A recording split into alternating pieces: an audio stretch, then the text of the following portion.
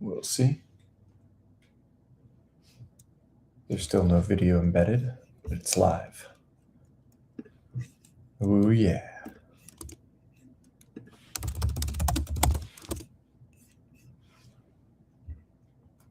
And until it's embedded, no one can see me, really. So that's okay.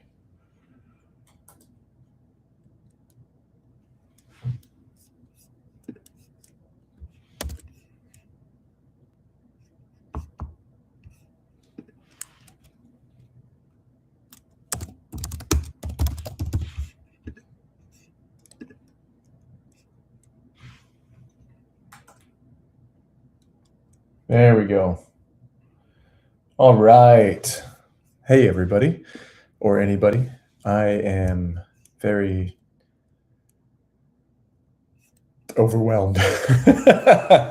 No, actually, I'm very excited, and I'm here checking comments. I will have a conversation with myself if I don't get any comments. So to kick things off, it may be useful to talk about what is different about UpTrust, what's unique about UpTrust. It's not just that we are aimed at civilizational well-being. It's not just that, here we go, you see me, great, thanks, I see you too, Josh. It's not just that we have a different culture. It's that we have built very, very complex systems that change the reward structures for what gets people's attention and even how people think to interact with the site. So something kind of seemingly small and maybe a little annoying, like the fact that you can't uptrust most things for the whole post. You have to pick a particular thing. Like, is it, psychology, or that I trust this person on, or is it, sociology or something else? These kind of change the way that people see and think about what's happening on the site. Sorry, this is kind of funny because I'm just like talking into the void. So yeah, I would love comments, new comments.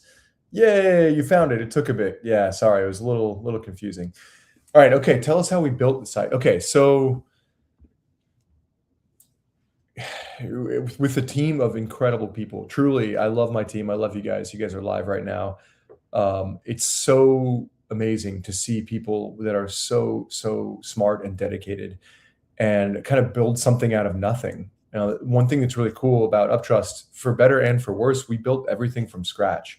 So we didn't take like an open source kind of like Twitter clone type thing and then change a few things. We just built it all up from nothing. And so it's taken a long time. It's taken a long time to get things right, to get things where they're simple. So the trust stuff, a lot of the cool ideas we had were really neat, but then they're hard to present to people in a way that makes it fun and easy to use.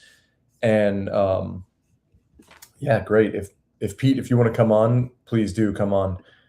But yeah, it's been a hell of a journey, and it's been super fun.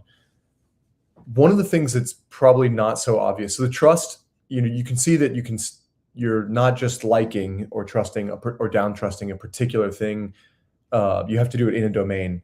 There's two things that you can't tell. One is that like that has a different weight on what shows up. So if I really trust Julielle on personal expression, then her recommendations and the people she trusts in personal expression and the people she distrusts in personal expression have a bigger influence on me. And so this is one of the ways that the site ends up not running into the problem of a kind of like gameability or people competing in kind of messed up ways to be the best, but not actually the best. Another thing that's not so obvious is this aspect of bridging, because yeah, it's all in the background right now. And we have some cool ideas about how to make it a little bit more obvious and explain it better. But the essence of it is essentially a super granular, personalized community notes. So if I'm a flat earther and I love, the person I love Bob's flat earth content, but I really dislike Sally's round earth content in geology, and so I like it like this, then anybody that Bob and Sally both trust in geology is a bridger of worlds relative to me. And it's really cool because the site doesn't have to have any opinion on what is a bridge or not. It's purely based on the individual's voting patterns. That's you guys using the site. And this is a really neat thing because it kind of holds this dialectical tension that we've been talking about earlier this morning with, um, with Layman and with Ali and even with Brian to some extent. So it's kind of a process level thing. We're like, yeah, you trust who you trust, and we're not here to say who's right and wrong about that. We're here to say a better and worse process for helping you get what you actually want and endorse. And a lot of people feel like, they're already getting what they want, maybe on TikTok or on Instagram or something. And if you've curated your feed for that or X, like that's great. I'm more power to you.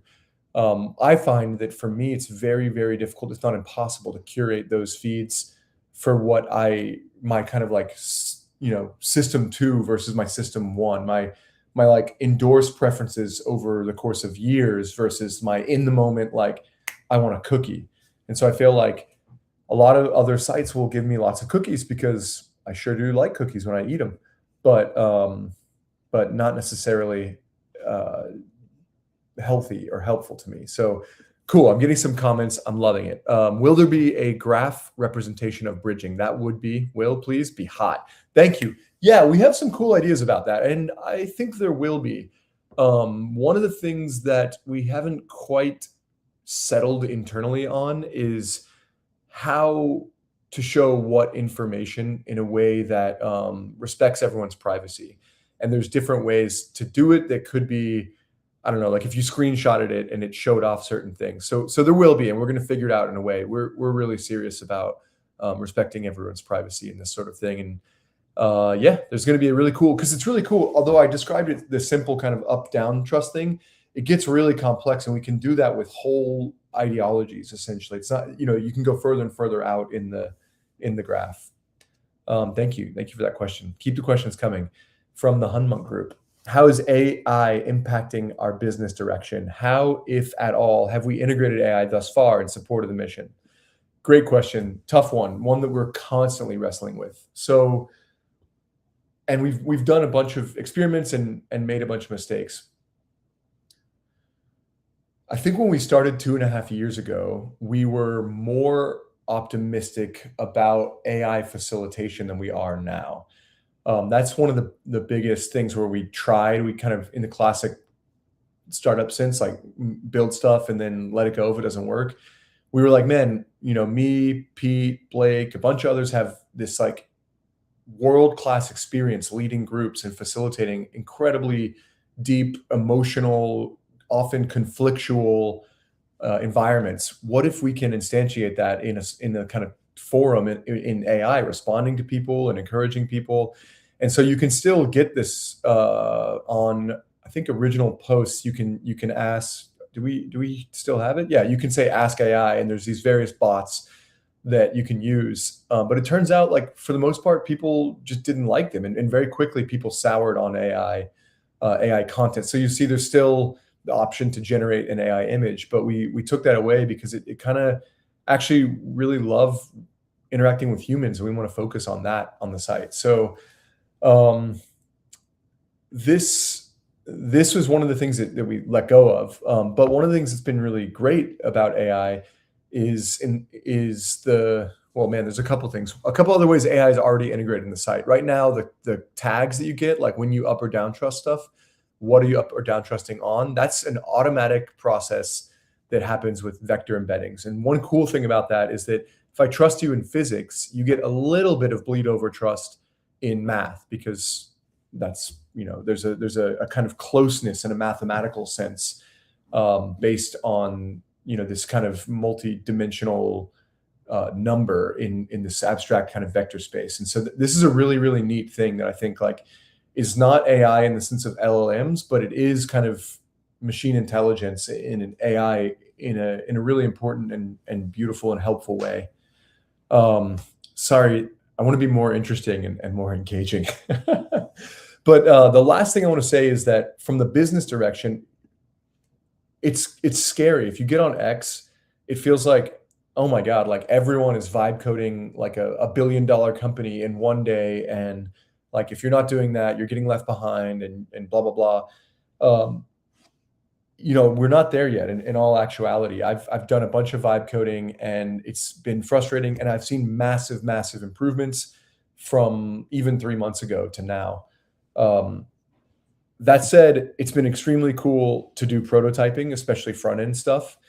And we found that we did a huge rewrite. Had to huge props to Brian and a few other guys on the team, but especially Brian for just completely rewriting the front end in a much more AI friendly language. And that, first of all, would have been much harder without AI. Second of all, it makes it much easier for us to iterate and run experiments and try stuff.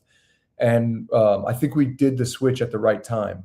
There's always this question of how long do we wait? Do we continually keep the backend in the language that the stack we're built on that isn't as AI friendly? And do we wait until AI is able to do that stack really well, or do we switch over into something that's already more useful, like whatever? I don't know. That's an open question, and it's just everything it's like there's a million variables: the funding environment, the success of this launch, the team that we're working with, the happiness and pleasure of the team. Our guys love coding as an art, as craftsmen.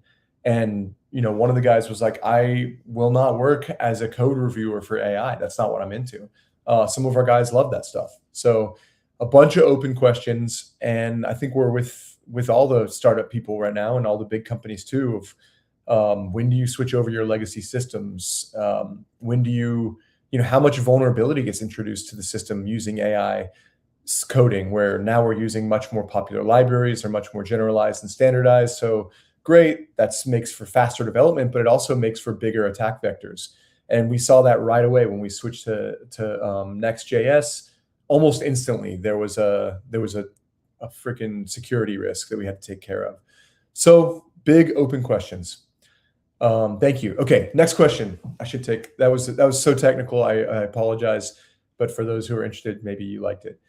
What are our moral and practical considerations around the idea of nudging people? By nudge, I mean influencing a person's behavior, either consciously or, more interestingly, unconsciously. Yeah, great question. Here's the deal. There's no such thing in my way of understanding as not nudging people. And to say that, instead of doing two double negatives, everything you use, every interaction you have with anything in the environment is nudging you in a certain way. So, for example, I have a friend, wink, wink, who decided to go buy some land in Maine and live out on the land and build everything from scratch. And this decision, his relationship with the environment out there to build his home from nothing, was ended up nudging him in very, very strong and intentional ways. He wanted to be nudged by the environment. And the environment wasn't doing it consciously, but nevertheless, it was impacting him, how he thought about things, all of it. So the companies that we're often compared to, Facebook, X, TikTok, Reddit, they're nudging people. And mostly I think a lot of it has been unconscious. Some of it has been actively conscious. They're like, how do we get people to engage more? And even that is unconscious to a certain extent because they're trying to get funding. They're trying to post quarterly profits. And the metrics for success are engagement or time on site or whatever. And so they're nudging you to be more engaged. And that, I think, is really not good. The ethical issue there is, I think from a pure libertarian, like capitalist market loving mindset, it's like, well, people are going for it. So, same thing with McDonald's. Like if you're eating unhealthy food, you're paying for it. You're out of your own free will buying that stuff, which I get, I understand. But I also don't, personally, I feel like I don't want to be responsible for that kind of negative impact on people. And I want to offer people better options. So for me, nudging is not ethical or not. It's inevitable. It's impossible to avoid. And the question is, what direction are you nudging people, and how transparent can you be about it so that they can opt in or opt out of it?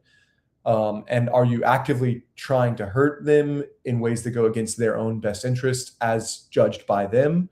Or are you actively doing something neutral, or are you actually trying to support them and what they believe and in their culture and their mindset is a better version of themselves? And I'd like to think that UpTrust is doing the latter. We're actively saying, hey, you have a conception of what's more beautiful, of what's better, what's good, of what's truer, and we're going to help you lean into that by the process that you get to interact and play with. I hope that was a meaningful answer. Okay, cool. Sass, hey, welcome. Love seeing you here. Oh, I'm so happy you got on, and I don't know how to make sense of mushroom, star, flower, dancer, but yes, 100%, absolutely. All right. Let's get some more comments and questions.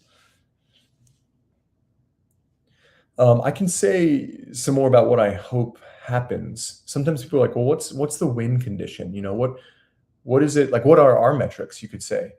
Um, but let's see what this comment says. Okay, is considerations really what you mean? Makes it sound situational. Isn't there or shouldn't there be more intentionality about what grounds the site and the people? Jordan, I like what you're saying. Does support capture it a bit more in the sense we are responsible for presenting information and providing access and maybe guardrails such that they're supported to determine where they land? I love that, Julielle. I don't know if you go by Julielle or Julie or what. But yeah, I love that. I love that. Supported. Um, I will wax philosophical because this is my AMA for a second. And I think that there's a grand polarity that's difficult to talk about because it's so freaking complex.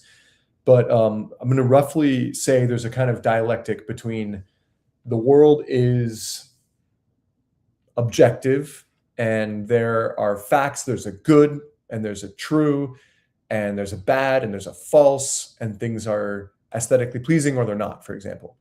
There's another mentality, a kind of antithesis that's like, well, it's all your opinion, man. Everything is situational, it's perspectival, it depends on you and your culture.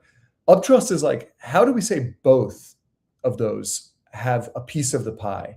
And our answer is basically, well, there's better and worse relative to any given scenario, view, topic. And we can help surface that better and worse. Let's see. What do you think social media will look like in 3 to 5 years from Amin?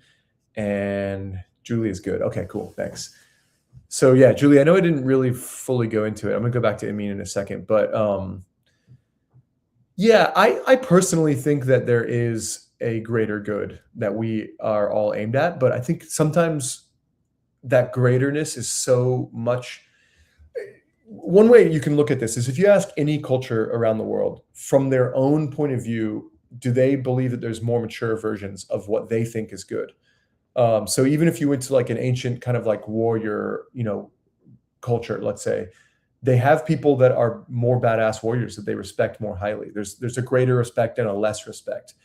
And I think that kind of scale of better and worse, that there does start to emerge a kind of shared sense of pluralistic hierarchies or rankings or something.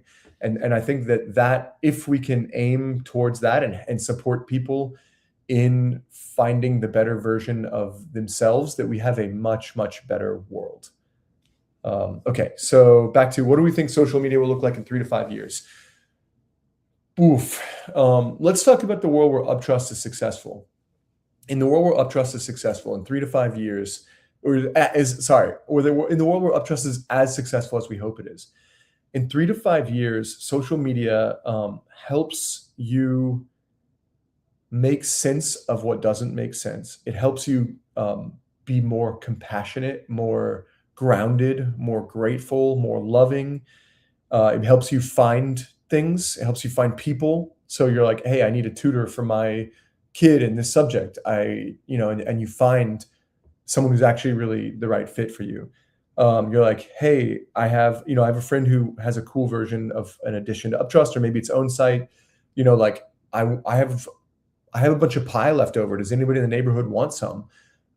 There's all these kind of resources. I think we're in a wild abundance as a humanity, but it's not distributed equally. There's that famous quote: "The future's already here, but it's not equally distributed." So the UpTrust, the social media 3 to 5 years from now distributes that abundance much, much more equally, and not via a top-down kind of government imposition of wealth redistribution, but a bottom-up, hey, I've got a lot and I'd like to offer it in service and in love to other people. And that sounds really high-minded and idealistic, and I think we can actually do that. I know that sounds crazy, but I think that the early version of social media and internet actually did this. And there's a lot of people who have met lifelong friends in early internet forums or started companies. Or the thing I dream of is like peace treaties and new policies get formed up on social media. So right now, if you're like, man, housing is a huge issue and we have to solve the housing crisis, you're likely to be camped into one us versus them because that's the way to be successful. I would rather those 2 or 3 or 5 multiple different points of view be in a engaged dialogue with each other, where they're figuring out like what makes sense and what's true about the other person's perspective. How do we include that in a better solution? And I think that UpTrust is going to do that, and it's going to allow some people to do that. And we're going to see that in 3 to 5 years. We're going to see literally new public policies. There's early versions of this. If you look at like Audrey Tang's work, it's been incredible as a kind of governance and public policy mechanism. I think you're going to see social media working as kind of proto network states in the Balaji Srinivasan sense. So you'll see people kind of opting into these kind of codes of conduct and these rules that you kind of already see a little bit. Like Wall Street Bets was this early version of a kind of mass distributed, top-down enforced like collective thingy. And that's a really good example of what we're going to see more and more of. And we're going to also see, yeah, I'll wax philosophical because I love this is my AMA. Yeah, I still kind of held back a little bit. I'm getting the comments now. Okay, Julie, yeah, isn't part of UpTrust about moving away from the binary? Exactly, that's right. UpTrust is a lot about, it's a mix of moving away from the binary, but also embracing the binary. So embracing the trinary, embracing the multi-ary. So I think it's important. I want to hold the kind of in playfulness. Like the reason I want to allow binaries to still be here is because I think, differences can be super generative. Inhale, exhale is necessary and beautiful, and I love it. I'm glad I inhale. I like inhaling deeper. I like exhaling deeper. That's part of my meditation. And it's really, really good. And so I want us to be able to disagree and continue to stay in disagreement with each other while also being in community, in love. I mean, my wife and I are a great example of this. There's a lot of things that we don't disagree on, but we love each other so, so deeply. We build a beautiful family and life together.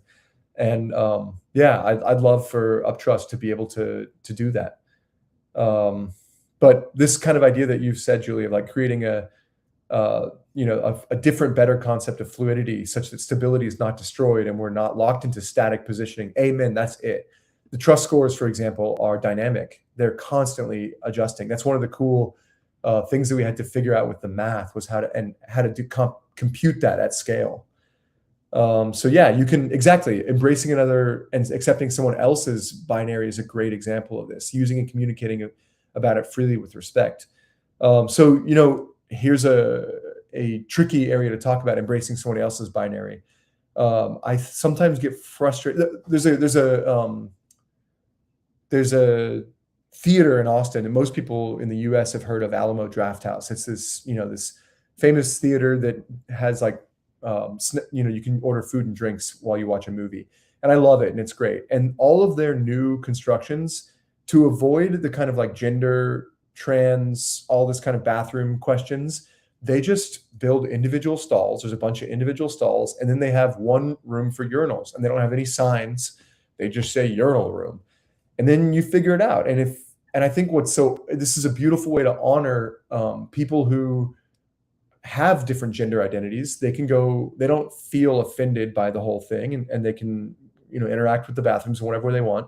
And people who maybe feel threatened by, and want the binary of male female, they can go use their individual stall and feel safe. And it's kind of a interesting, creative way. It's in a way it's very simple that to like avoid the um, this potentially politically charged issue and honor everyone.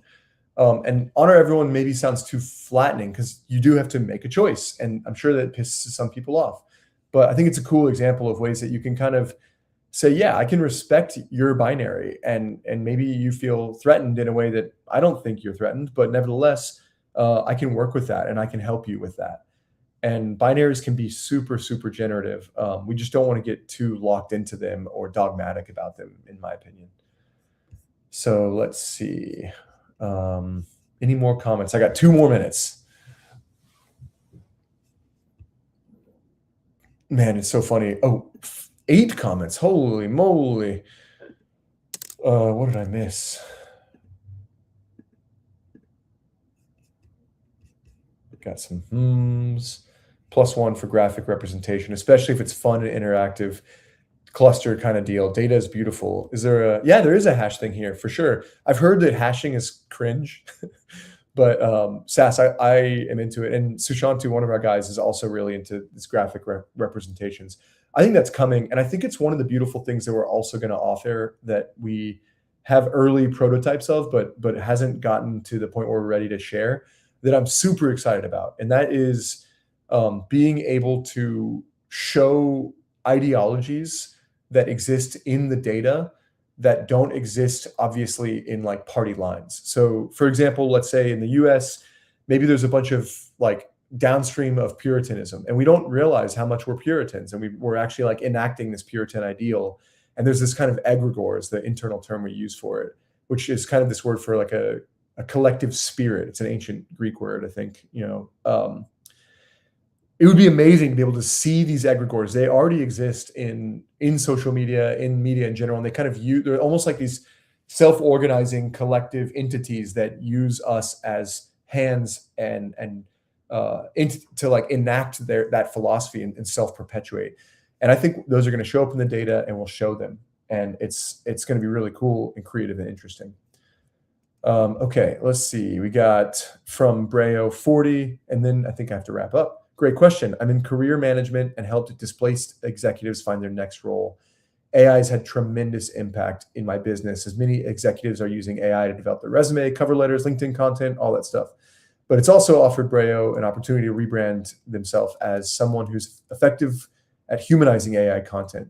Yeah, I think this is a great example. I mean, we have to find a way to utilize AI to improve our lives. And this is the thing that I think is the hardest thing to do, and the thing to stay with about, like with UpTrust, for example. How do we use AI in a way that enhances human connection, not that replaces it?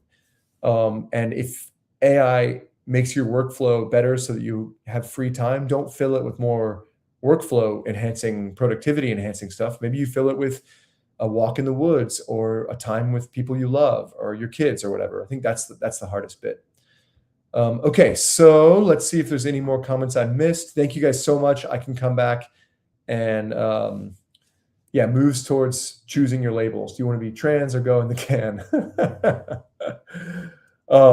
Actually, side note, we do want to offer, we will offer at some point the option to choose the labels that you use in terms of what you can up and down trust on, where you can kind of have you choose your own categories. That'll come.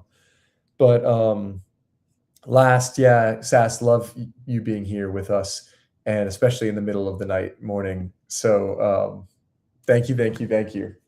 Love you guys. See you on the site. I appreciate everything. That's it for me. Just a quick